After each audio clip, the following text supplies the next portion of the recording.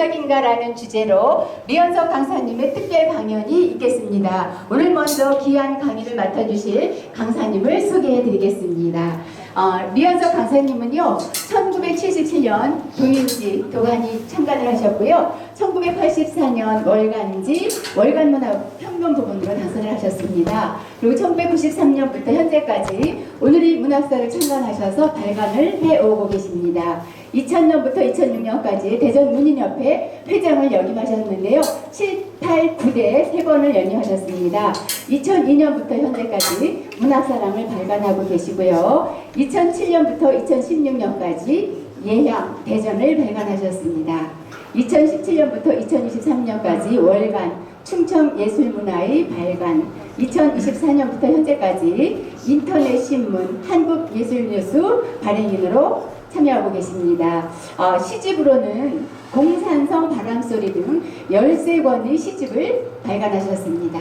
그리고 수필집 지비와 석비 등 3권의 수필집을 발간하셨고요. 평론집으로는 우리 시의 얼개를 쓰셨는데 6세까지 발간을 하셨습니다. 그래서 평론집 등 12권의 평론집을 발간한 대전문단의 산 증인이십니다. 류현석 강사님을 큰 박수로 모셔서 특별 강연 듣도록 하겠습니다. 류현석 강사님 모시겠습니다.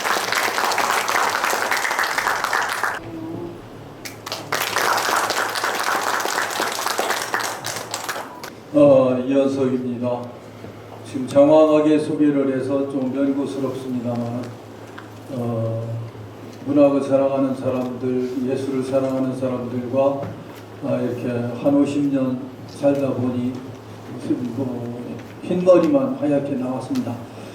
해놓은 것도 없이 이렇게 대접을 받아서 미안한 점도 있고 그렇지만 하여튼 오늘은 AI에 대해서는 사실 저는 잘 모릅니다. 다만 AI든 아니면 그냥 인터넷이든 이런 것을 활용해서 문학에 접목시키는 것도 중요한 일이다. 또는 AI라든가 또는 인터넷이라든가 이런 것을 문학 발전을 위해서 주요한 도구로 활용할 수 있는 것, 그것이 좋은 것 같습니다. 활용을 하는 것이냐 아니면 그 AI나 인터넷이나 이런 거에 그 함몰될 수 있지 않는가 그런 우려를 씻으면서 우리가 잘 주인 역할을 해야 되지 않는가 그런 생각을 했습니다. 제가 오늘 사실은 이제 그런 말씀을 드리는 것보다도 저는 그냥 문학을 사랑해서 문학 활동을 해왔기 때문에 문학 중심으로 이야기를 하겠습니다. 그런 얘기를 하더라고요. 사람이 할 수 없는 것도 할 수 있는 게 AI인데 사람이 못하는 것은 AI한테 시키고 할 수 있는 거는 우리들이 더 열심히 하는 게 좋지 않는가. 그 중에 AI가 따라올 수 있는가 없는가가 중요한데 그것도 문학도 그 중에 하나, 예술도 그 중에 하나 그렇게 생각하면 될 것 같습니다. 음바페가 엊그제 그 월드컵에서 10골을 넣어서 그 새로운 기록을 세웠다고 합니다. AI가 공은 잘 찰 수 있고 앞으로 만들면 그러나 음바페처럼 영일광 아래 이렇게 대접받는 그런 축구 선수가 되기는 어려울 겁니다. 그래서 우리는 이제 문학을 사랑하는 사람들이 이렇게 모였으면 문학을 중심으로 했으면 좋겠다 그런 생각을 했습니다. 그 다음에 첫 번째 제가 말씀드리고 싶은 것은 릴리시즘이라는 겁니다. 릴리시즘이라는 것은 향토주의. 그러면은 자기 향토만 생각하고 사랑하고 나머지는 사랑하지 않느냐 이제 그런 얘기도 있을 수 있는데 그것은 아니고 모든 휴머니즘과 함께 내추럴리즘과 함께 거기서 릴리시즘을 우리가 작품에 담을 수 있으면 얼마나 좋겠는가. AI에게는 릴리시즘이 없을지도 모른다고 합니다. 삼성 공장이 고향일까요? 어떻게 그럴까요? 아니면은 SK가 그 고향일까요? 그래서 그 닐리시즘이라는 이 향토주의라든가 향토색이라든가 그런 것, 그것은 바로 나 다음, 우리 다음에서 비롯된 게 아닌가 그런 생각을 합니다. 그런 쪽에서 지금 오늘은 우리 충청도의 그 작고 시인들 중에서 작품을 제가 10편을 뽑았습니다. 그 10편을 같이 공부하면서 낭독도 하고 이렇게 하도록 하겠습니다. 제가 오늘 특히 드릴 말씀 중에 하나는 저희 그 문학적 자문이라는 것을 제가 스스로 만들었습니다. 문학은 이렇다. 이래서 문학은 가치가 있다. 그런 얘기입니다. 문학은 역사 이래 예술적의 으뜸으로 자리매김되어 왔습니다. 이것이 중요한 건데, 중요한 게 앞에 오면 우리가 그런 문체를 두괄식이라고 합니다. 앞부분에 중요한 게 있고 그것을 뒷받침하는 것들이 뒤에 따라오는 거죠. 그러면 첫 번째, 아름다운 서정을 노래하기도 했으며, 우리나라는 특히 서정시가를 가장 뭐라고 그럴까 가치 있게 하는 것 같아요. 김소월님을 비롯해서 수많은 사람들이, 그리고 여기 계신 분들도 이렇게 보니까 시인, 신앙송가 이런 분들이 많으신데, 서정시를 얼마나 잘 쓰느냐에 따라서 시의 수준을 가늠하는데, 그것이 우리나라에서 보면 첫 번째이기는 한데, 그러나 꼭 그것만은 아닌 것 같습니다. 두 번째, 사회 여러 분야의 아픈 것을 어루만지기도 했고, 사회가 부정부패로 흘러간다든가 독재로 흘러간다든가 그럴 때에 문학이 앞장서서, 즉 펜이 앞장서서 갈 길을 밝혀주기도 하고, 이것은 해서는 안 된다, 이것은 해야 한다, 이런 식으로 그렇게 생각하면 되겠습니다. 세 번째는 문학이고 탕문의 중심이기도 했습니다. 조선시대는 과거에 문학이라고 했는데, 주로 이 문학은 간단한 시를 말하는 것, 한 시를 말하는 것이 아니고 논설문과 같이 주장하는 글 또는 주장할 수 있는 글, 그런 것을 주로 만들어서 상을 받았다고 합니다. 문학은 질풍노도가 되어 세상의 어둠을 쓸어내기도 했으며, 그렇죠. 정말로 어떤 잘못된 게 있으면 그것을 쓸어내고 다시 새로운 세상이 되게 그렇게도 만들었습니다. 새벽을 노래하는 닭울음으로 새로운 시대를 예언하기도 했습니다. 그래서 그렇습니다. 예언이라는 것은 예시, 예언, 이거는 다른 것에 비해서 앞서서 이렇게 하는 것이죠. 앞서는데 우리가 문학 이야기할 때 가끔 게오르기가 말한 것을 많이 인용합니다. 시는, 그리고 문학은 잠수함의 토끼다, 그런 얘기를 그분이 썼습니다.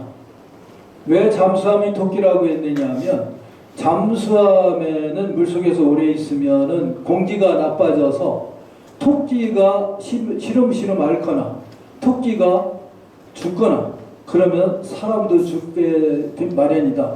그래서 위로 올라가서 잠수함 환기를 시켜야 된다. 그래서 즉 공기의 질이 나쁘고 좋은 것을 체크하고 그것을 알아내고, 그것이 잠수함에서 기르는 토끼가 있는데, 우리 이 세상도 아름다운 이야기도 있고 슬픈 이야기도 있고 또 정말로 힘든 세상도 있고, 그런데 그것을 제일 먼저 문학이 앞장서서 이야기하고 노래하고 그런 것이 아닌가, 그런 생각을 했습니다. 그 밑에 있는 임을 위한 헌시라는 시가 있습니다. 그죠? 임을 위한 헌시인데, 이제 앞으로 저는 시가 나오기 전에 간단하게 말씀을 드리고 신앙독은 우리 신앙송가에게 시키겠습니다. 그래서 이 시를 이해하기 위해서 몇 가지 그 앞에 이야기를 하고 그 다음에 신앙독을 같이 하겠습니다. 낭송이 아니고 낭독입니다. 한 20년쯤 전에 현충원에서 전화가 왔습니다.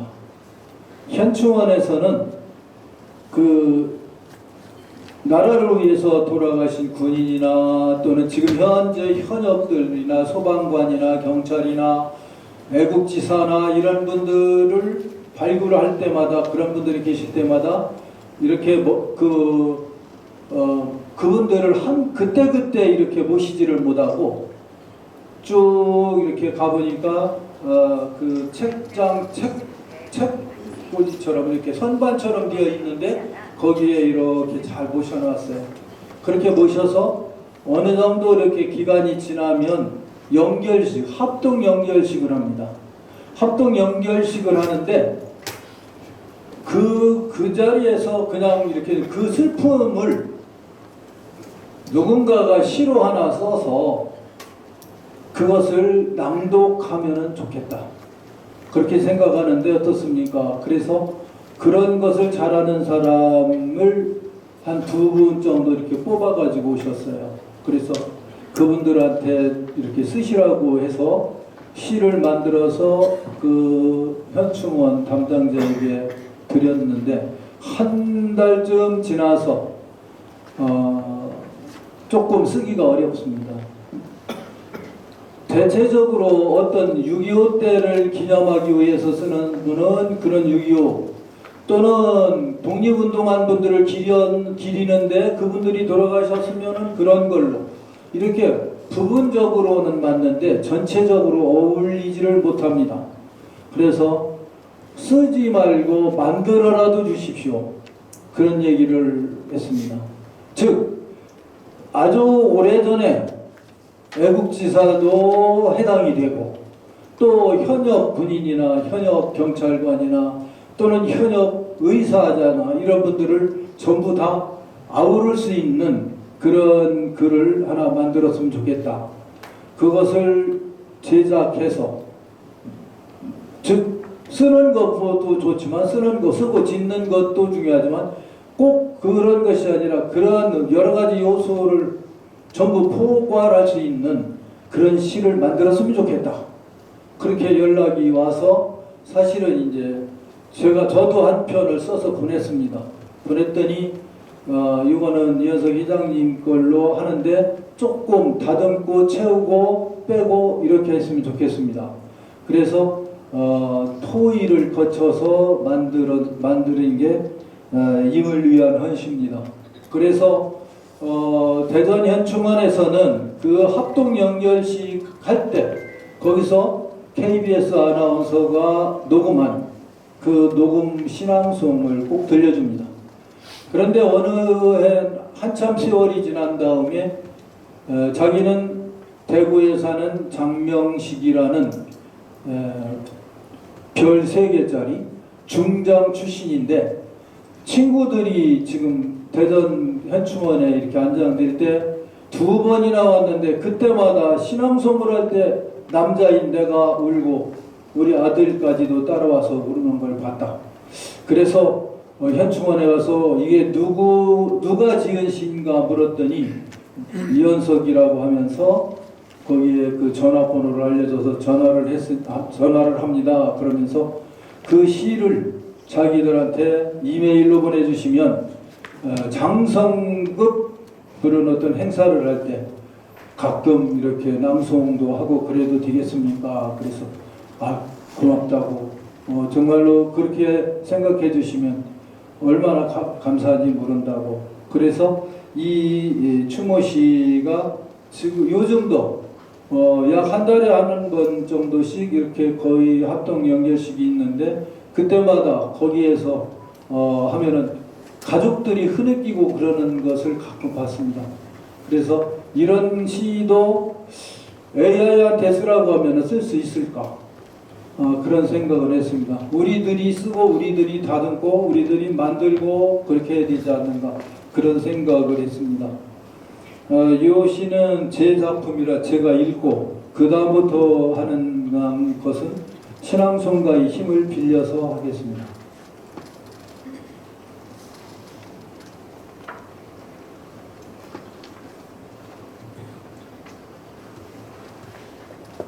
임을 위한 헌신, 신명을 바쳐 나라를 수호하신 이미시여, 우러러 가슴 벅찬 조국의 하늘에서 오늘도 휘날리는 아름다운 태극 깃발을 보소서.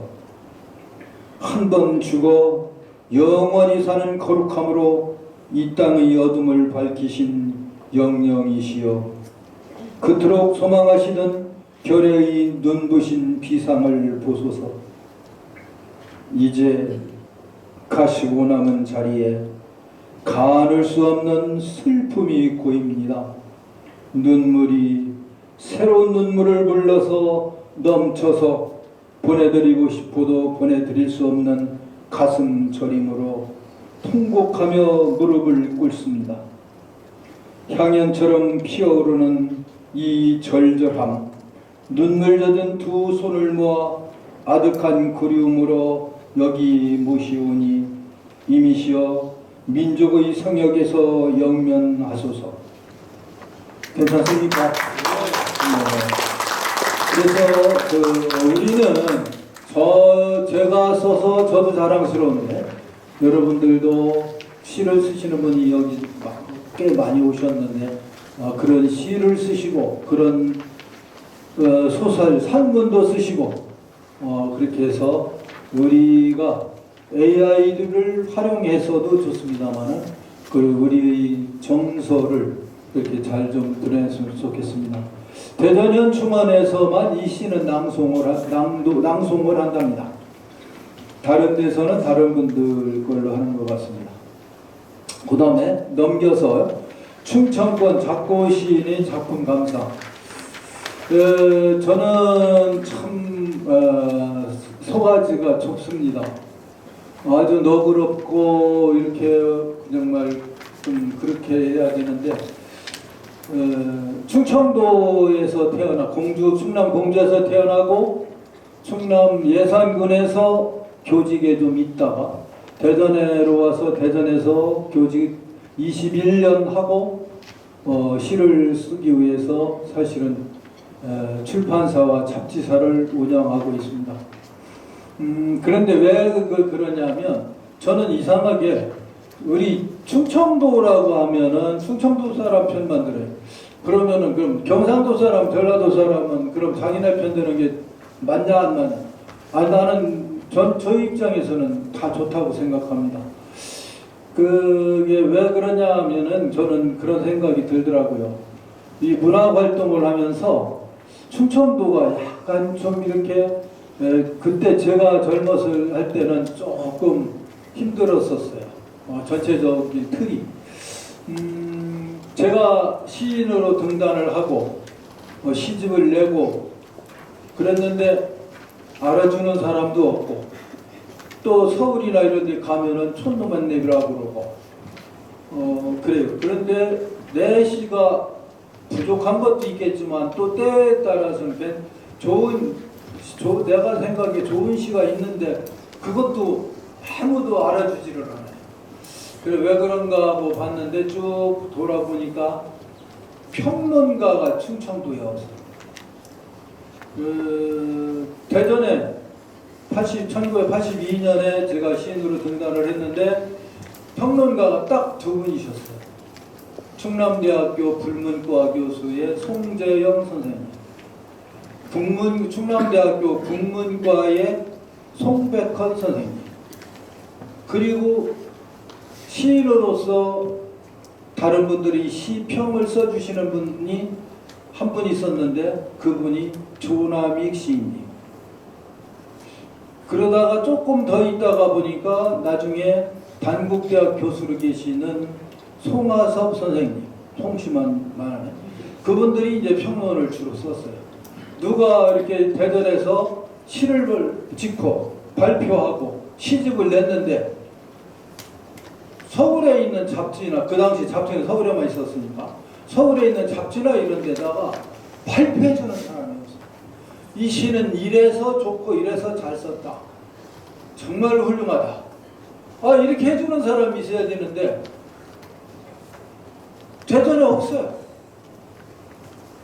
그래서 제가 이 82년도에 정말로 이래서는 안 되겠다 싶어서 2년 동안 열심히 평론을 썼습니다.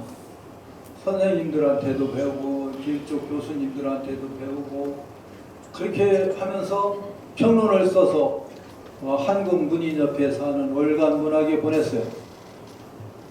아는 사람 하나도 없는데 정말로 제가 상을 받았습니다.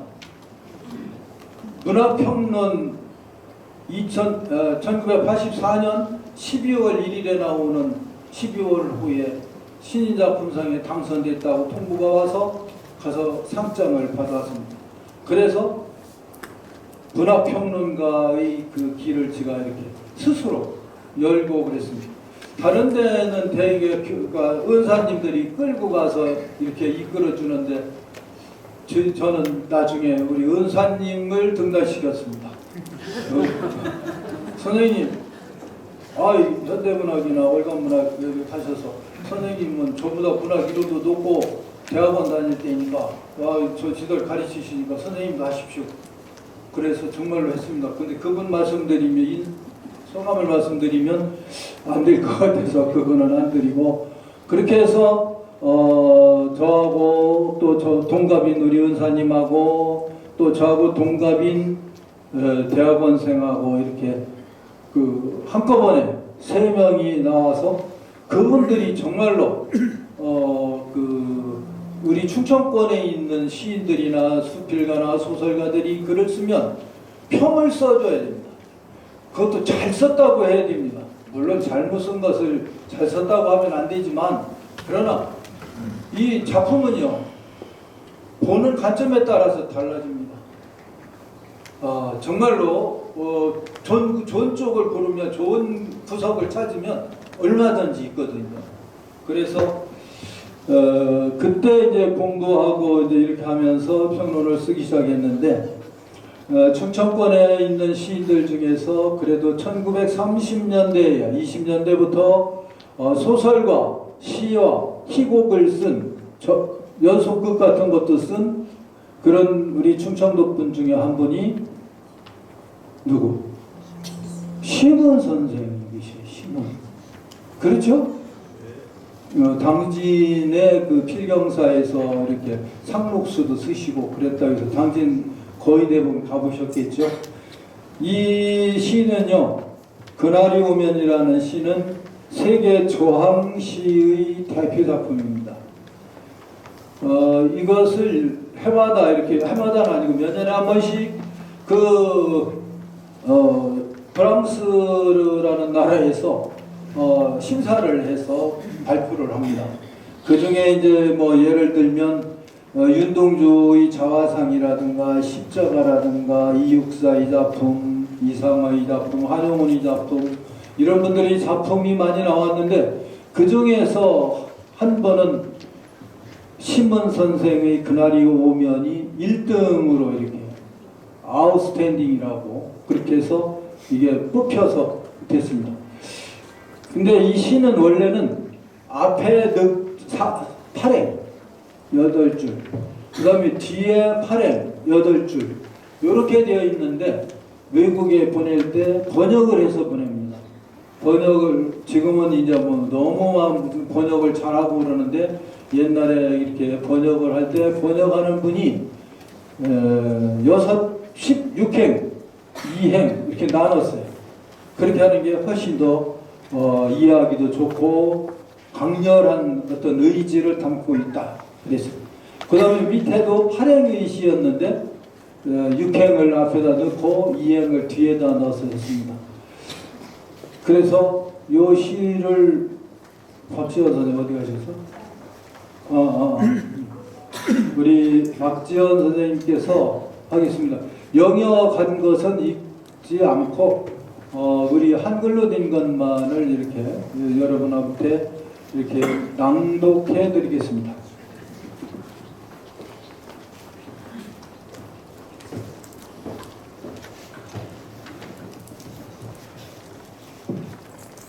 그날이 오면 심훈. 그날이 오면 그날이 오면은 삼각산이 일어나 터덩실 춤이라도 추고 한강물이 뒤집혀 용소돔 칠 그날이 이 목숨이 끊기기 전에 와주기만 하량이면 나는 밤하늘에 나는 까마귀와 같이 종로의 인경을 머리로 들이받아 올리오리다. 두개골은 깨어져 산산조각이 나도 기뻐서 죽사옴에 오히려 무슨 한이 남으오리까.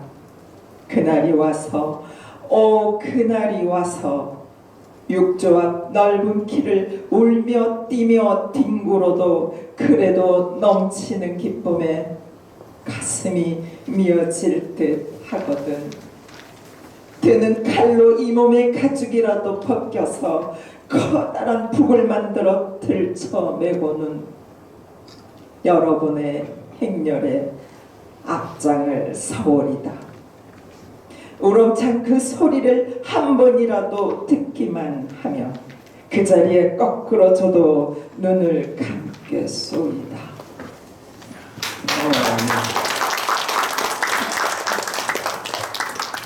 드는 칼로 이 몸의 가죽이라도 벗겨서 커다란 북을 만들어 들쳐매고는 여러분의 행렬에 앞장을 서오리다. 이게 너무 섬찟하고 무서울 정도로 이렇게 그래서 저항시의 1등 작품으로 이렇게 뽑아서 언론에 옛날에 이렇게 언론을 장식한 게 있습니다. 내가 죽어서 그렇게 하더라도 우리 조선이었겠죠. 그 당시는 우리 조선의 그 어떤 독립만 된다면 그거보다 더 좋은 일은 없다. 그런 식으로 해서 그런 내용으로 이렇게 우리 멀지 않은 이웃에 사는 옛날 할아버지 한 분이 이런 작품을 쓰셨습니다. 물론 상록수라든가 그런 훌륭한 작품도 있지만은 이 시 하나는 정말로 신앙송에 나와서 어떤 사람이 잘할 때 보면 막 진짜 막 쭈삣쭈삣 하더라고요. 그렇게 절절한 시가 아닌가 그런 생각을 했습니다. 그 다음에 넘기면 그 정호승 시가 있는데 요즘에 유명한 정호승 시인이 아니고 이 정호승 선생은 호가 호승이고 이름이 정영택인데 송강 정철 선생님이라고 들어보셨어요? 예. 조선시대에 아주 높은 자리까지 올라간 분이면서 그 시조를 많이 쓰셨죠. 한시와 시조를. 그렇게인데 그분이 직계 후손입니다. 정송강 선생님이라고 할까요? 시조가 많으니까. 그분이 이제 그 세거지가 청천북도 충주입니다. 그래서 그분이 그렇게 대대로 내려온 그 세거지에 땅도 많이 있었답니다. 근데 그 땅을 이 호승 정영택 선생이 이렇게 서울에 가서 문학운동을 하셨습니다. 그분이 낸 책이 월간 조선문학이라는 책입니다. 그 월간 조선문학을 내는데 그 돈을 많이 내면 발행인이고 편집을 잘하면 편집인인데 이분이 주로 발행인을 많이 했어요. 그래서 지금 이제 이분이 이제 어떻게 되었냐면 6.25 때 일제시대는 정말로 어려운 사람들을 도와주는 프롤레타리아 운동이 아주 강했습니다. 특히 문인이라든가 예술가라든가 학자들은 그 프롤레타리아 운동을 많이 하셨는데 그런 분들은 거의 다 우익과 좌익으로 나누어질 때 좌익 쪽에 서 있습니다. 그래 이분도 6.25가 났는데 예술가 동맹에서 이렇게 그 평양으로 이렇게 전부 다 데려갈 때 열차를 타고 가다가 개성에서 예술인들이 타고 있는 열차가 난파를 해서 비행기에서 이렇게 그래서 그때 돌아가신 걸로 이렇게 되어 있는데, 그때 이분께서 진 게 모밀꽃이라는 시집이 이제 한번 1930년대에 나왔습니다.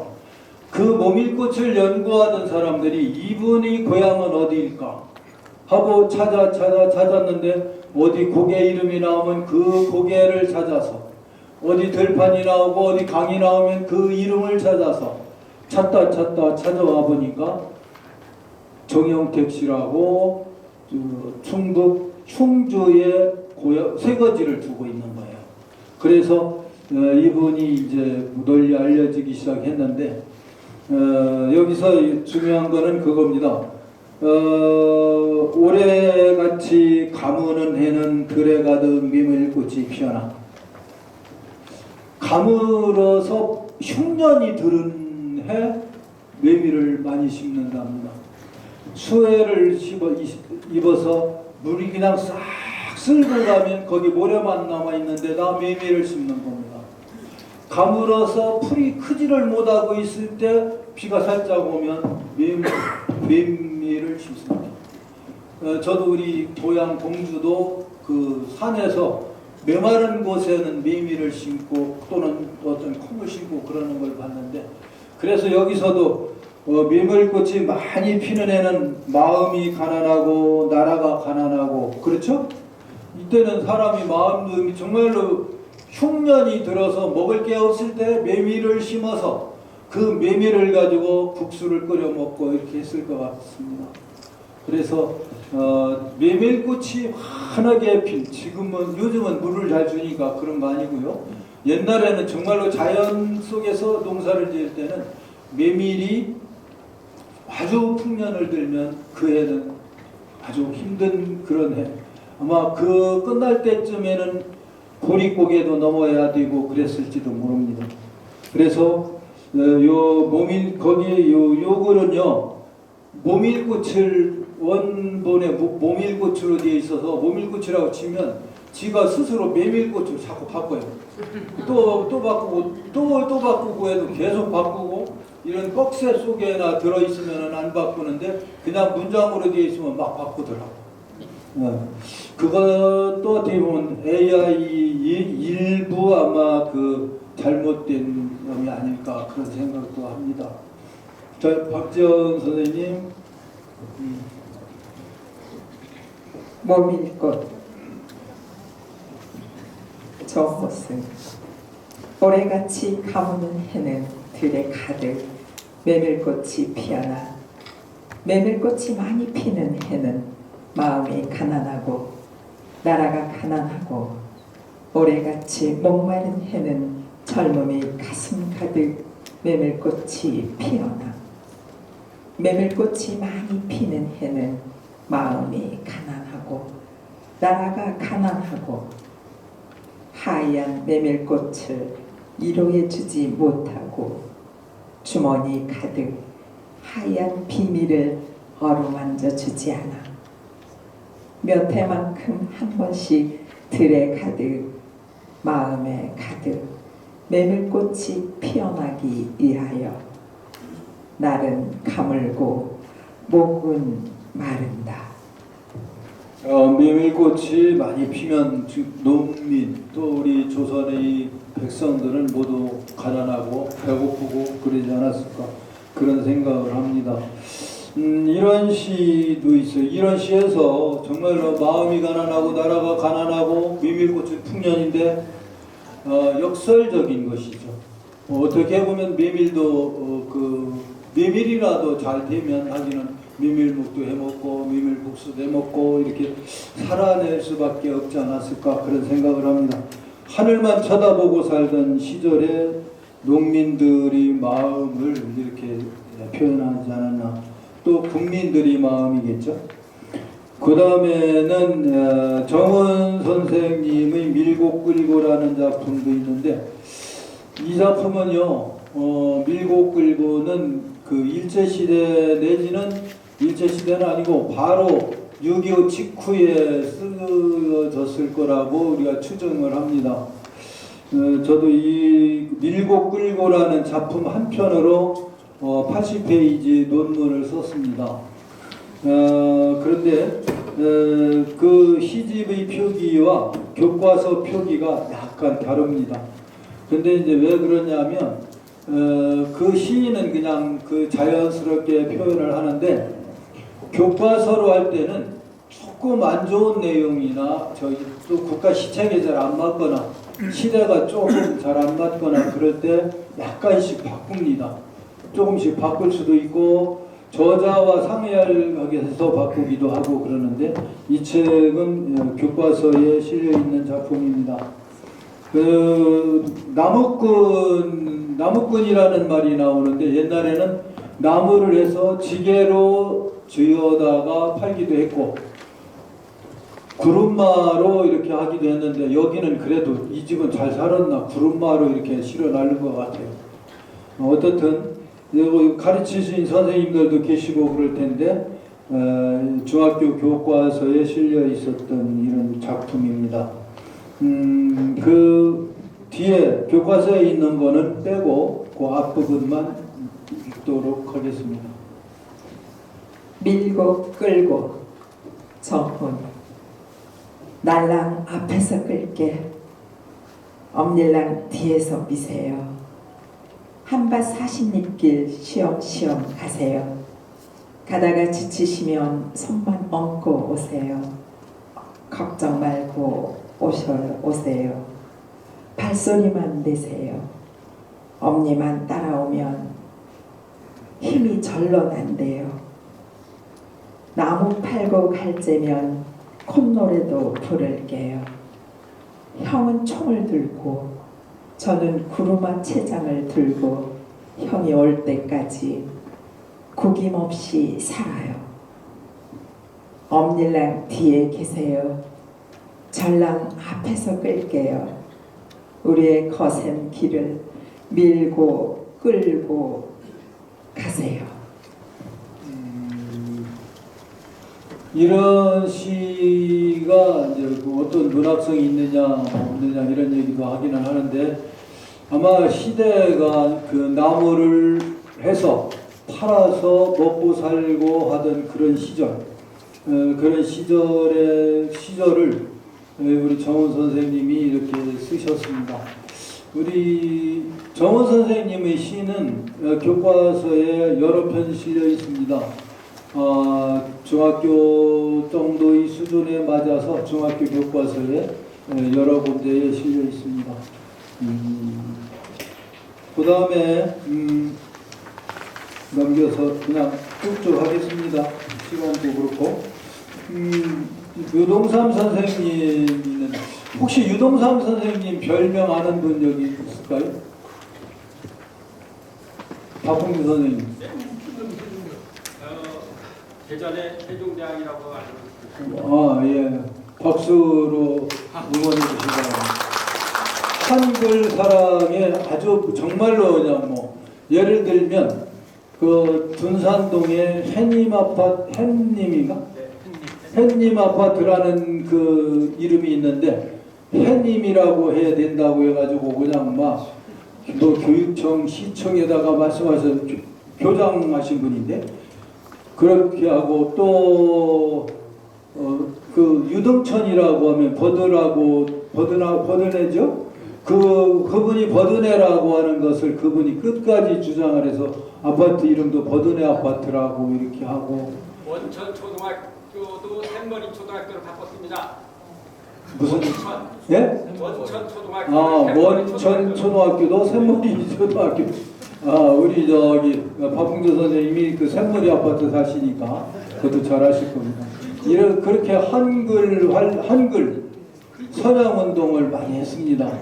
그래서 그분이 한말글 사랑이라는 단체도 만들어서 아주 처음에는 운영하시다가 나중에는 후배들이 운영할 수 있도록 그랬는데 이분이 이제 시조를 또 많이 쓰셨습니다. 시조의 대전 지역에서는 시조를 그래도 이분만큼 열심히 쓰신 분도 없습니다. 그 뒤에는 훨씬 많은 분들이 또 이렇게 시조 신도로 나왔는데 그래서 요 앞에 할머니 말씀은 시가 아니라 그냥 시 중에 시조가 있는 거죠. 어떻게 보면 또는 우리 결의 입장에서 보면 시조라는 독특한 문학 장르가 있는 것이고요. 그래서 유동삼 선생님이 할머니 말씀이라는 작품을 써냈는데 발표를 하니까 교육부에서 편수관, 책을 만드는 사람들, 책을 편입하는 사람들이 그 이 시를 도덕교과서에 넣은 게 아니라 국어교과서에 넣었어요. 시조로 보면 국어교과서에 해당하고 내용으로 보면은 도덕교과서에 들어가는 게 맞지 않을까 그런 생각을 했습니다. 정말로 그 한 동기간이 사이좋게 지내라, 뭐 공부 열심히 해라 이런 것을 말로만 하는 것이 아니고 이렇게 글로 시조로 남겨서 그분의 산소는 논산하고 경계 쪽에 있는데 거기에 가면 그분의 이 시조도 되어 있는 걸로 저는 알고 있습니다. 한번 또 할머니 말씀, 이거는 이경숙 사회 보신 우리 그 선생님이 한번 하시죠. 좀 쉬시고. 예. 할머니 말씀 유동삼. 동기간 한 몸같이 아끼며 보살피며 준 것은 있더라도 받은 은혜 잊지 말고 도학하면서 한결같이 지내라. 하루 종일 놀더라도 논표는 아니 나고 도막 시간 책 읽으면 공부 한 표 금방 난다. 하물며 매일 힘쓰면 뛰어나게 되는 법. 남의 것은 집 건물로도 어려운 것이란다. 배 안 되게 살아가기 쉬운 일 아니란다. 신세를 지는 것보다 보태주며 살아라. 나 하고 싶은 일은 암만 해도 표 안 나고 남 위에 하는 일은 작은 것도 표가 난다. 남들을 이롭게 하면 나도 빛이 나는 법. 하여튼 이렇게 초등학교 국어 교과서에 실려서 그 작품은 그 나이 또래 그 당시에는 아마 한 8, 90만 명 정도가 아닐까. 그 사람들은 전부 이 글을 공부하고 아마 초등학교를 졸업했을 겁니다. 그리고 이제 대전에서 또는 전국에서도 눈물이 시나면 그 모르잖아요. 그 우리 같이 대전에서 이렇게 살면서 시를 사랑하거나 또는 뭐 이렇게 전공으로 하지 않는 분도 이 박용래 선생은 알아두는 것도 괜찮습니다. 박용래 선생님의 시비는 보문산 사정공원에 있는데요. 거기에는 저녁눈이라는 시가 딱 넉 줄짜리 시입니다. 길지도 않아요. 딱 넉 줄짜리 시를 세로로 이렇게 음각을 해서 있는데 이분이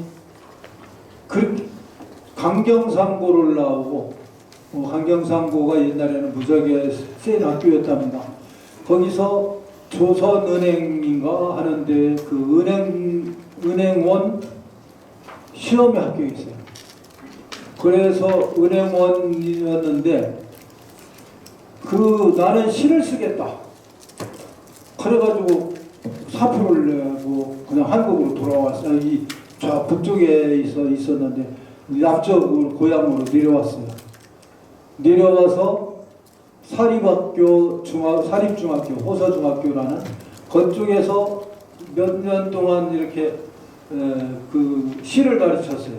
그 호서중학교라는 사립학교인데 거기는 그 학교는 정원 선생이 이렇게 세운 학교입니다.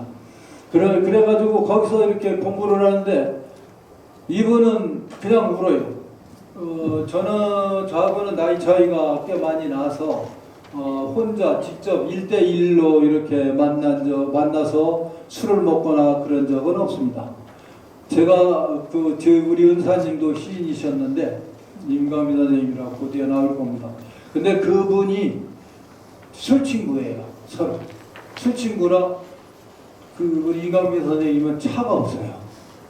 그러니까 제가 차가 있으니까 야 어디 가자 그러면은 모시고 갈때서 그분하고 두 분은 술 드시면 그냥 뭐 나는 그냥 왔다 갔다 하면서 듣고 얘기하다가 듣고 혼내키면 혼나고 그렇게 했었는데 그분은 이렇게 뭐 시를 짓다가 자기가 이렇게 줍니다. 메모에다 이렇게 쓰다가 야 하고 깜짝 놀래요 자기가.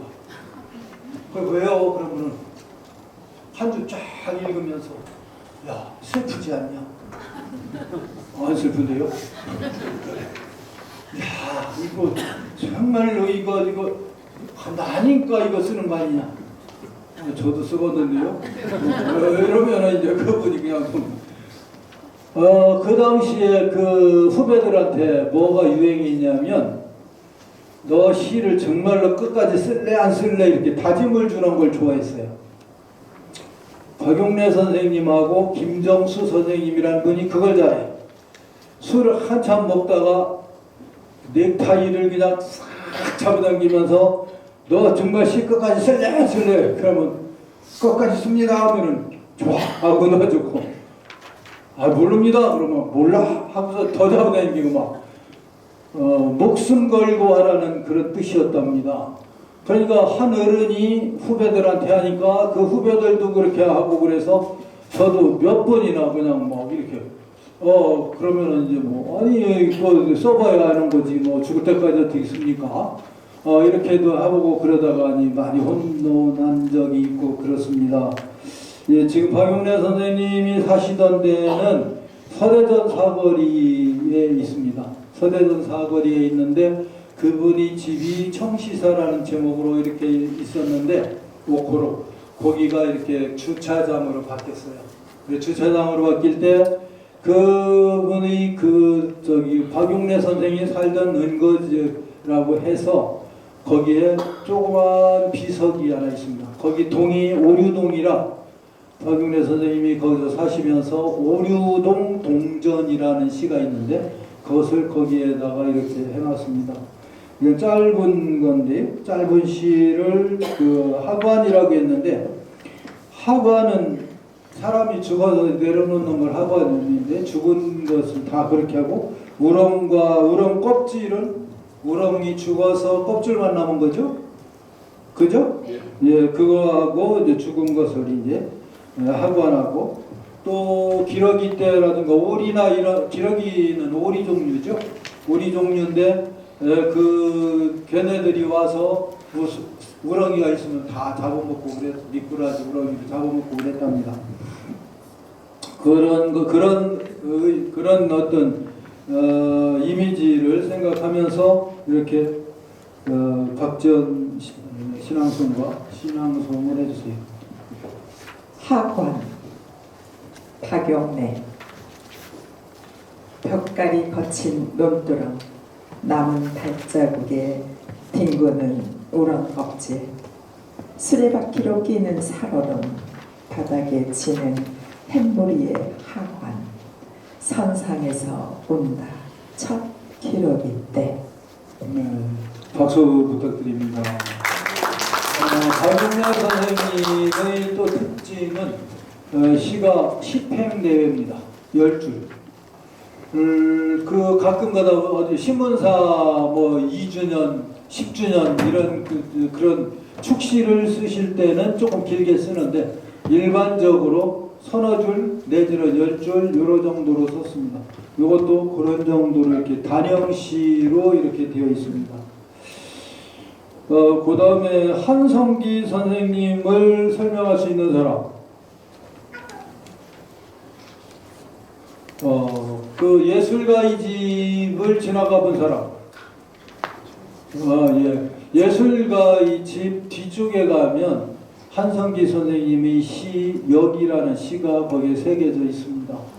그 한성기 선생님은 대전사범학교 습자 선생이었습니다. 습자 선생님이라는 것은 붓글씨 선생님이셨다는 얘기입니다. 그러면서 시를 쓰시고 제자들을 많이 길렀습니다. 대전에서 제자들을 기른 것으로 거의 원로들 중에서는 아마 제일 많지 않을까. 물론 저보다는 훨씬 적지만 그래서 그렇습니다. 요거는 역은 역인데 일반적인 역은 아니고 사람들이 그냥 역이라는 시는 잘 안 짓더라고요. 어떤지 앞에다 뭘 붙여요. 뭘 붙여요? 대전역? 안동역? 그게 아니라 간이역. 간이역은 아주 급행열차는 서지 않고 그냥 지나가고 뜨무닥뜨무닥 그 시골스러운 데에 있는 역을 간이역이라고 하는데 조금 을신연스럽잖아요. 차도 그 기차도 얼마 안 다니고 사람도 얼마 없고 거기에다가 또 가을철에 코스모스라도 이렇게 하늘하늘 필 때면 좀 향수에 젖을 수도 있고 그렇습니다. 그것을 여기서도 이 시는 조금 넓은 데서부터 시작해서 조금 가까워지고 조금 가까워져서 또 더 가까워지고 그러다가 끄트머리 나로 귀착이 됩니다. 마지막에는 나가 나오게 되어 있습니다. 예, 부탁드립니다. 역 한성기 푸른불 시그널이 꿈처럼 어리는 거기 조그마한 역이 하나 있다. 빈 해합실에는 의지할 의자 하나 없고 이따금 급행열차가 어지럽게 경적을 울리며 지나간다. 눈이 오고 비가 오고 아득한 선로 위에 없는 듯 있는 듯 거기 조그마한 역처럼 내가 있다. 시가 좋은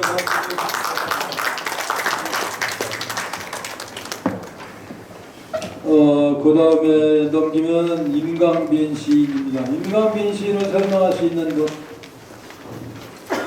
조금이라도 아시는 분,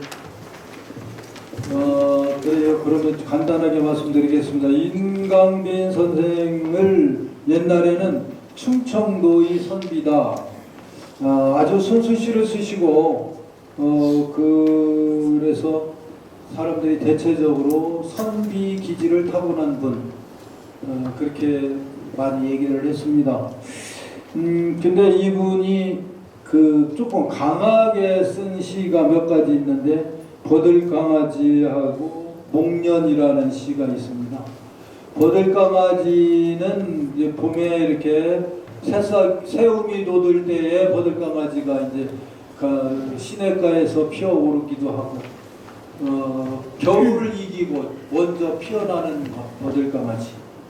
그 다음에 그 목련은 그 일찍 피고 또 그냥 하얗게 지는 게 우리 조선 사람들이 성격하고 그 비슷한 이미지를 보여준다고 합니다.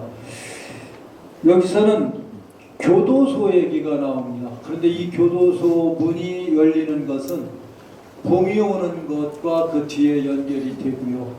또 그 얼음 밑으로 이렇게 버들강아지가 막 이렇게 살아나는 것, 그것이 교도소 문을 열고 나오는 죄수의 모습하고 이렇게 연결해서 아주 그 겨울을 이겨내고 봄을 맞이하는 그런 마음을 이렇게 쓰셨다고 합니다.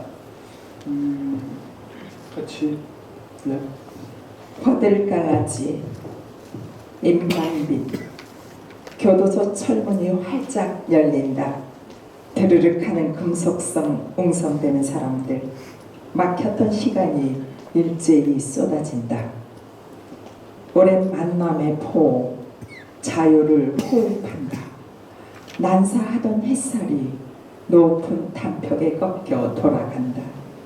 정지된 시간이 살아나는 한 컷의 스케치 얼음 밑으로 흐르는 물소리 배움으로 깐다. 시냇가 부푼 버들 강아지 한 컷의 스케치, 네. 한 컷의 스케치까지가 교도소 그쪽 이렇게 문을 열고 나오고 하고 그러는 겁니다. 그리고 그 다음에 이제 얼음 밑으로 흐르는 물소리, 배경음악이겠죠. 배경소리, 배경음악으로 깐다. 이렇게 해서 그것이 지금 얼음에 진짜 그 봄에 가면 그 또랑에 버드나무가 이렇게 얼음과 함께 이렇게 말하자면 얼음 속에 아직 있는데도 거기서 버들강아지가 이렇게 나오고 그럽니다. 김명배라는 분은 천안문인협회 일대 회장을 하신 분인데 왜 이렇게 골고루 했느냐면 우리가 시를 골고루 배우고 또 나도 앞으로 이렇게 이와 같은 시를 충분히 쓸 수 있다는 자격을 가지고 또 마음을 가지고 글을 쓰시라고 해서 했습니다. 이 아름다운 초대는 뭐가 초대냐면 저승에서의 초대입니다. 저승에서 나를 부른다는 얘기입니다. 그래서 그런데 이 아름다운 초대라고 하고 이분은 이제 어떻게 됐냐면 정말로 이 시와 같이 돌아가셨습니다. 말하자면 아침 식사를 하고 차 한 잔을 마시다가 서늘 안에 하면서 침대가 있는 안방으로 들어가셨는데 그냥 침대에 앉아서 조용히 돌아가셨습니다. 그것을 이게 그런데 이거는 그 훨씬 전에 써서 유고 시집 원고로 남겨놨습니다. 그것을 제가 이제 시집을 만들면서 그래서 책 제목도 시집 제목도 아름다운 초대로 하고 그랬습니다.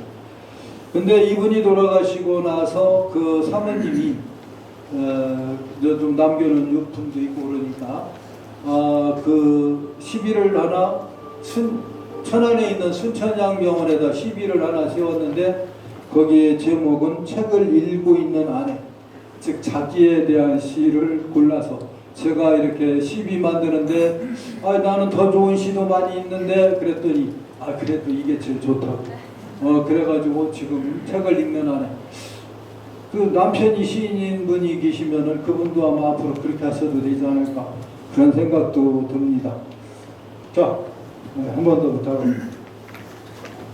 아름다운 초대. 김명배. 저녁밥 잘 먹고 친구 집에 마실 가득 갔으면 싶습니다. 폐가 안 된다면 한 열흘쯤 뒤에 이웃에게 엽서나 보내며 어떨지 싶고 고맙습니다. 반갑게 맞아주는 아름다운 초대. 눈물 방울 만한 영혼 하나 거기 어디 쉴 곳 없겠습니까? 고맙습니다. 반갑게 맞아주는 아름다운 초대. 그 저승에서 이제 초대를 하면 눈물 방울만한 내 조그만 영혼 하나 그 저승 어디에 쉴 곳 없겠습니까? 아름다운 초대를 해줘서 고맙습니다. 그런 뜻으로 이렇게 되어 있습니다. 참 이런 생각을 하는 것도 그렇게 쉽지는 않을 것 같죠? 우리가 어떤 이런 데서 죽음 체험 같은 것도 이렇게 하더라고요. 관을 열고 거기에 들어가서 있다가 나중에 꺼내고 그러면서 반성도 하고 그러는 걸 봤는데 그때의 심정도 이런 거나 비슷하지 않았을까 그런 생각이 듭니다. 그 다음 조남익 선생님은 대전문인협회 일대 회장을 지내신 분입니다. 부여가 고향이라서 부여에 대한 시도 많이 있습니다. 요거는 부여가 그 당나라와 신라의 연합군의 그 백제가 망하고 나서 그 백제의 15만 2천 호라고 사실 이런 얘기를 하면 당신이 세봤어? 이렇게 물어보면 정말 대답 못할 거예요. 아비규환 속에서 7주야 7일 낮 밤 동안에 이렇게 불이 탔다고 합니다. 근데 이것도 기록에 나와 있기 때문에 그 기록을 참고한 것으로 이렇게 되어 있습니다. 그 다음에 조금 어려운 말이 그 끝에서 두 번째 연 성난 솔개의 꼬리 치미도 있어. 치미는 기와집을 이렇게 지붕 그 용두레인가 뭐를 있으면 기 끝에 이렇게 세우는 거. 끝에 세우고 지붕 갖다가 또 끝에 이렇게 세우는 거. 끝에 있는 게 치미가 뭐냐면 그 솔개의 꼬리라는 뜻입니다. 그 솔개의 꼬리를 쫙 펴서 그 용마루 위에 이렇게 치미라고 합니다. 자, 여기 한자가 없네. 있어 바로 저기 있네. 나 이거 한자 있는 거 시키면 나중에 욕하시더라고. 백제 와당 조남이 사비성 15만 2천 호는 아비규환 속에 칠주야를 잿더미로 불타고 있었거니 풀어놓은 당분이 포항무도한 약탈과 사료 전승의 제물로 짓밟히는 여인들은 쫓겨 낙화함에서 백제의 꽃으로 떨어지고 있었거니 처절하게 깨어지고 바스러졌어도 찬란한 문화의 한 숨결이 묻어 불바다 속에서 뛰쳐나온 백제 와당의 푸른 눈이여 어느 것은 연화무늬 어느 것은 인동문향 성난 솔개의 꼬리 치미도 있어 1300년 흙 털고 다시 나왔네. 백제는 곰사가 무슨 핏빛 남았으랴만 역사의 씨앗으로 떨어졌다가 폐허의 사근결 해치고 눈부신 새싹인 양 흙 털고 다시 나왔네. 그래서 백제에서 나온 기와라든가 이런 와당 이런 것이 백제 그 부여박물관에도 많이 있는데 그때 그것을 많이 모은 분이 그 백제 그 부여문화원장님이라는 분이었습니다. 그래서 그분이 또 이렇게 간직하고 있던 것을 대전에 있는 한남대 박물관에 기증을 하고 그래서 또 부여의 유물이 한남대 박물관에서도 있습니다. 자, 넘겨서 한금산 씨를 하겠습니다. 한금산 선생은 뭐 연세가 그렇게 많이는 안 되고 지금 아마 살아계셨으면 80, 한 3, 4세, 4, 5세 이렇게 되셨을 겁니다.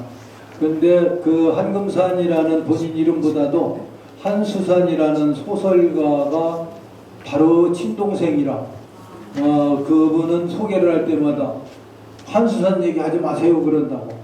그 말은 뭐냐면 내가 동생 형인데 왜 나를 소개할 때 동생의 영이라고 하느냐고. 그랬는데 이분이 이제 돌아가시고 좀 지나서 사모님이 신앙송을 하시는 분인데 시는 안 쓰신다고 합니다. 근데 그 사모님이 한금산 문학상이라는 것을 만들었어요. 그래가지고 돈을 억대로 내놓고 그래서 그 한금산 문학상 시조 동시 중에서 이렇게 시집을 낸 사람 중에서 그 잘 쓴 사람 그것도 70살 안 된 사람 그 사람들한테 상을 주고 그럽니다.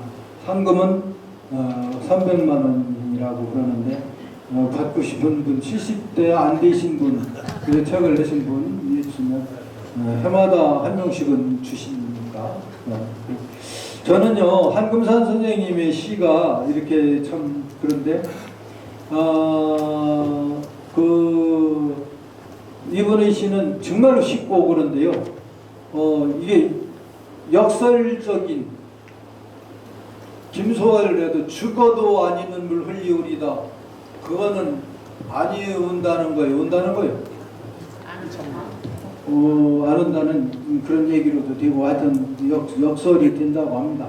그런데 여기서도 꼭 그런 것 같아요. 그냥 좋은 얘기가 쭉 나가다가 뭐 이렇게 하다가 뭐 하여튼 그런데 이런 생각을 했을 것도 같아요. 다른 사람들. 여기 있는 사람들도 아마 데이트할 때 또는 결혼해서 바로 아마 이런 시를 추억할 수도 있을 것 같습니다.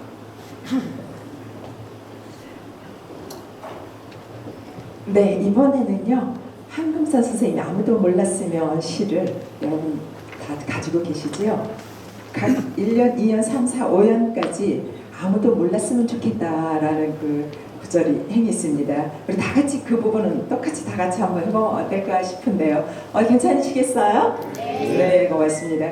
아무도 몰랐으면 한금산 오솔길 굽은 숲길에서 손잡고 걸었다는 것 아무도 몰랐으면 좋겠다. 그때 왜 그리 가슴이 두근거렸는지 호숫가 벤치에서 물빛같이 출렁이는 마음으로 안아준 것 아무도 몰랐으면 좋겠다. 왜 그리도 햇살이 밝았는지 숟가락 2개 냄비 하나만 있으면 되겠다는 생각을 한 것 아무도 몰랐으면 좋겠다. 왜 그리도 햇살이 밝았는지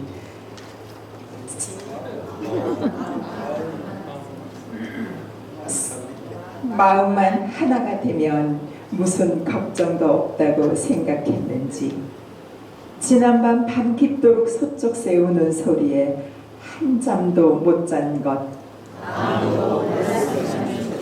새소리가 그리도 가슴속 깊이까지 녹아 들어왔는지 내 마음속에 가지고 있는 것 일부러 숨긴 것이 아니지만 그래도 아무도 몰랐으면 좋겠다. 고맙습니다.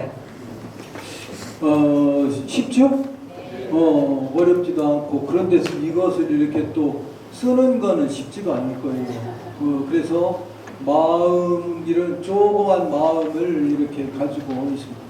더구나 한금산 선생님의 이런 시는 내가 가져왔으니까 그렇지 지금 아마 있는 줄도 몰랐을 거고 한금산 시인이라는 분이 그렇게 시집 10권이나 내고 대전에서 북고등학교 교장까지 했는데 아무도 몰라. 그래서 그 사모님이 안 되겠다. 내 남편은 내가 살려야겠다. 그래서 한금산 문학상을 만들어서 하니까 대전 문인들은 거의 다 책에 막 나와가 대전 문학이라는 데에 광고가 나오고 시상식 한 사진이 나오고 그러니까 조상 나도 받았으면 좋겠다. 서로 받으려고 해요. 그래서 여기도 또 부인이나 남편이 혹시 시를 쓰는 사람이 있으면 그런 것도 돈도 많이 모아놔야 될 것 같아요. 그 다음에 이제 마지막 시는 또 이제 제 걸로 하겠습니다. 삶의 진실과 시적 진실인데 사는 것도 진실해야 되는데 고백을 하나 하면 저는 솔직하게 여기서 이렇게 앞에 나와서 이렇게 강연할 자질은 안 되는 것 같아요. 내 스스로가 우리 어부인께서 가끔 그런 시를 그렇게 썼는데 아는 사람 있어요? 당신이 알잖아. 그래가지고 저는 아내에 대한 시를 가끔 써요. 그래서 시집 낼 때 가끔 하나씩 이렇게 껴넣어. 그러면 그 시집은 잘 읽어. 안 읽은 것 같은데 끝까지 읽어. 그리고 친구들하고 이렇게 모이면 또 자랑도 하는 것 같아. 그런데 어떤 때는 깜빡 잊고 아내에 대한 시를 안 넣어. 그러면은 책이 이렇게 나왔는데 한 번도 이렇게 뒤지를 않아. 혹시 봤을지도 모르는데 뒤집어 놓지도 않아. 참. 그래가지고서 이거는 내 잘못이다. 그래서 이제 내가 속으로 많이 반성을 하고 합니다. 그 안사람이 이제 또 하는 얘기는 또 무슨 얘기를 하느냐면 당신의 그 시인으로 따지면 1급, 2급, 3급, 4급, 5급까지 있으면 또는 수미양가로 하면 어디에 당신이 해당될 것 같아요? 당신 점수를 매기면? 지금 여기 계신 분들도 한번 매겨보세요. 내 시가 내 배우자한테 나는 1등급이다. 또는 2등급, 3등급, 5등급까지 이렇게 있을 때 저는 몇 등급이라고 했을 것 같습니까? 1등급은 미안해서 못하죠. 2등급이라고 그랬어요. 그랬더니 왜 2등급이냐? 또 내가 등단했으니까 3등급은 된 것 같고, 또 가끔 시도 가르치기도 하고, 또 그런 활동하는 걸로 보면 그 생활 점수가 조금 플러스 되면 조금 더 플러스를 조금만 해주면은 우는 되지 않겠나? 그렇게 그걸로 못 봐주었습니까? 그랬더니 우에서 마이너스 1정도 하고 싶다는 거예요. 참 박해요. 그러니까 그 박한 것을 극복하고 시를 쓰고 또 노래를 불러야 되고 또 서예를 해야 되고 세상 예술가들이 그렇게 힘듭니다. 그런데 그것을 이해하고 도와주는 분들이 계시면 그거는 정말로 고마운 일이라고 생각을 합니다. 저는 제가 요즘에 이제 한갑이 넘고 이제 70이 넘고 하면서 자꾸 저를 1등급 하고 싶었는데 어차피 못하는 거 2등급으로 2등급도 안 쳐주면 아이고 할 수 없어 3등급으로 이런데 정말로 내려가면서 슬프긴 하지만 그러나 그렇게 하고 생각을 하고 있다가 우리 공주에서 대전에 올 때 고속도로에 거기 그 휴게소 봤어요? 충남 공주에서 이렇게 대전으로 오다 보면 오른쪽에 휴게소가 하나 있어요. 왼쪽에도 있고 그죠? 거기에 제 시가 새겨져 있습니다. 그래가지고 그걸 보고 온 사람들이 전화를 해줄 때 그때는 나도 이제 1등급인가 보다. 그 다음에 이제 아까 제일 처음에 님을 위한 헌사 그것을 하고 정말로 저한테 그런 이야기를 해요. 저도 아는 공무원 출신이 정말 순직해가지고 거기 가서 이렇게 할 때 보니까 사람들이 진짜 신앙송환도 울더라고. 야, 그러면 저 시는 1등급은 되겠다. 이런 생각을 하면서 삽니다. 그거 말고도 이제 또 몇 군데 있는데, 그래도 살면서 아직 80도 되기 전에 4개 정도 있다. 그것도 뭐 내가 세운 거 하나밖에 없는데, 내가 세운 건 우리 아버지 산수유보다 세울 때, 그거는 내가 세워도 되니까 세웠죠. 근데 다른 건 없고 그래요. 그래서 참 이렇게 마음에 스스로를 안타까워하면서도 스스로를 지키려고 생각하는 그런 거. 요즘에 저기 개심사 올라가는 데에 일주문이 섰어요. 한 5, 6년 됐어요. 그때 딱 올라가니까 새로 세운 거 처음 봤어. 그래서 들어갔다 위로 올라갔다 내려갔다 올라갔다 내려갔다 그냥 심심해서 서너 번 했어요. 바람은 불어서 낙엽은 날리고. 그래서 그걸 보면서 쓴 시입니다. 일주문 앞에서 일주문에 드는 일은 비우는 일이다. 가벼운 바람이 드나드는 저 문을 지나면 불꽃처럼 흩날리는 자잘한 미움까지 지울 수 있을까? 가파른 길 오르면서 만난 바람이 가슴으로 스며든다. 세상에서 받은 생채기가 덧날 때마다 이를 옥물며 문심지를 씌우던 자화상이 무섭다. 고무신에 물을 채우고 올챙이 몇 마리 넣었지만 자고 나면 둥둥 떠다니던 나의 슬픈 아지. 그때 들리던 풀벌레 울음소리가 이명으로 여전하다. 얼마나 더 흔들려야 지울 수 있을까? 일주문을 들며 나며 순정하게 씻어내고 싶다. 흩어진 욕심의 그늘까지 찾아 지우며 길을 쓰는 바람이고 싶다. 그렇습니다. 제 있는 창고는요, 제 시 중에서 이렇게 몇 개를 골라서 거기다 산문으로 써놓은 겁니다. 여기 시를 짓는 분들이 계시면 자기 시에 대한 시론도 한번 써보시기 바라는 그런 마음에서 여기다 이렇게 한 7, 8편 설명을 해놨습니다. 여러분들도 여러분 작품에 애정을 가지고 하셔야 됩니다. 저는 시인으로 등단하는 사람들, 이런 분들한테 꼭 부탁을 합니다. 정말로 시인이 되셨지만 겸손하게 사세요. 그러나 그 겸손은 당당한 겸손이어야 합니다. 시인이라는 당당함으로 좋은 시를 쓰셔야지 된다는 것. 그러나 또 제가 뭘 얼마나 잘 쓰겠습니까 하는 겸손함도 같이 구비하면 좋지 않을까 그런 생각을 합니다.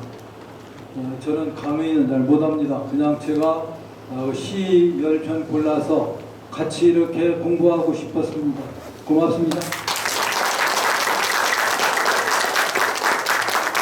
네, 감사합니다. 그러니까 연주 끝나고 나서 질의응답 시간이 또 있을 텐데요. 우선 지금까지 특별한 강연을 해주신 류현석 강사님께 큰 박수 부탁드리겠습니다. 저 신앙송만 시켜서 미안해가지고 끝날 때 한번 하라고 그랬어요. 저분은 저기 색소포니스트니까 그리고 질의응답은 제가 그 머리가 나빠서 잘 못 봤는데.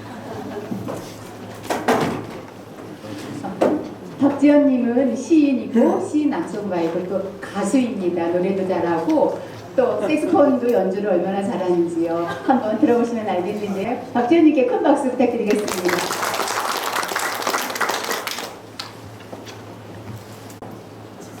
인사드릴게요. 저는 박지연입니다. 갑자기 당황스러운데요.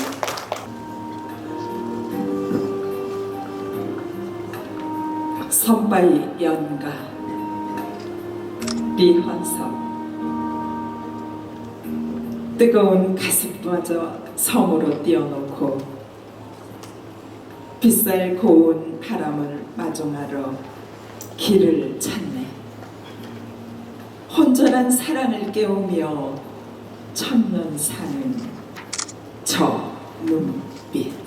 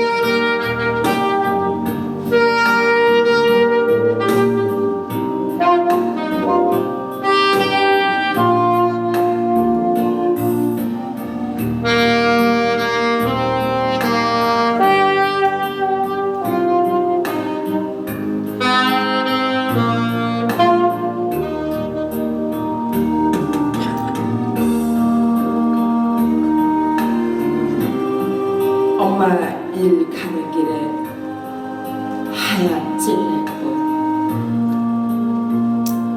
찔레꽃 하얀 잎은 맛도 좋지요. 배고픈 날 가만히 따먹었다고 엄마, 엄마 부르며 나오러 간다.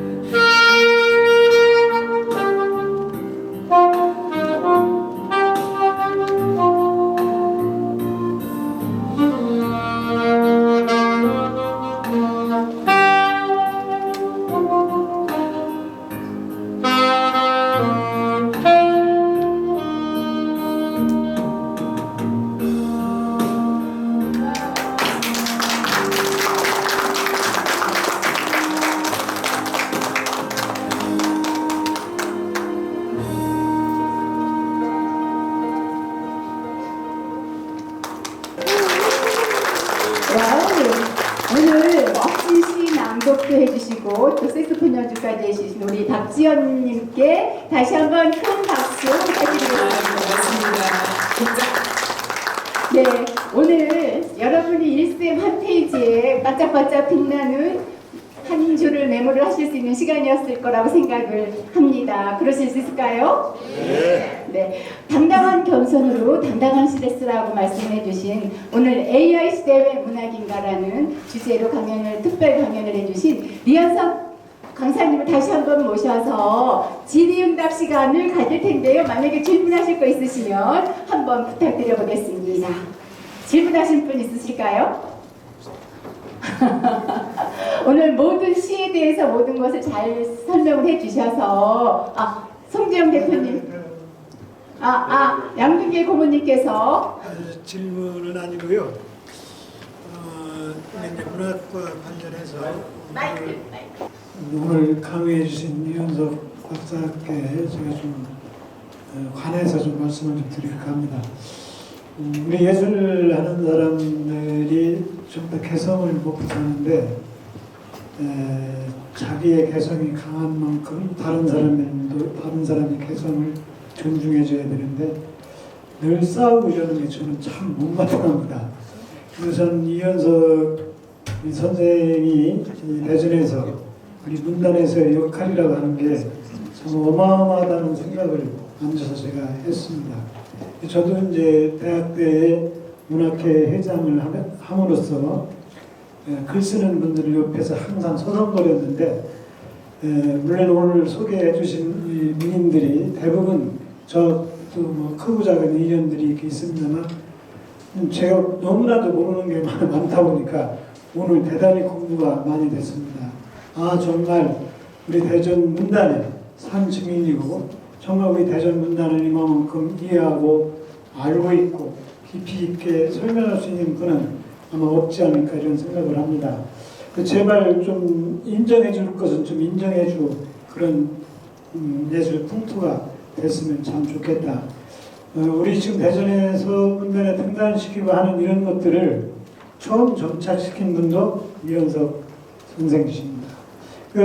아까 말씀하셨다시피 예전엔 전부 서울에 가야 등단을 할 수가 있었죠.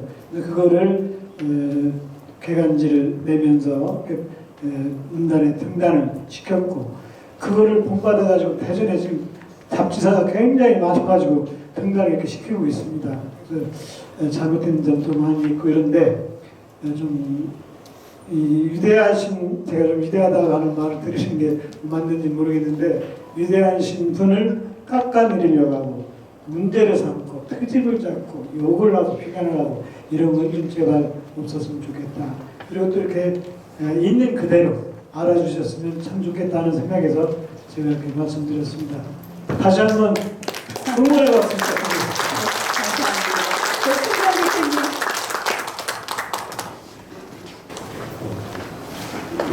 진짜 강의 감명 깊게 잘 들었습니다. 처음에 인사말 말씀드렸을 때 말씀을 드린 것 같은데 어떤 AI가 하지 못하는 인간의 삶, 느낌 이런 것들을 위원석 이사장께서 가장 잘 전체적으로 가지고 계시고 그런 걸 오늘 잘 풀어내신 것 같습니다. 그 AI한테 물어봤어요. 이런 상황에서는 어떤 질문을 하면 좋은가 하고 물어봤더니 그 좋은 느낌을 받았으면 그걸 감상하면서 집에 가면 되지. 유변 납품다에 무슨 질문을 또 하려고 그러냐. 제가 AI한테 맞는 말씀이네요. 끝났습니다. 감사합니다. 네, 오늘 여러분 다시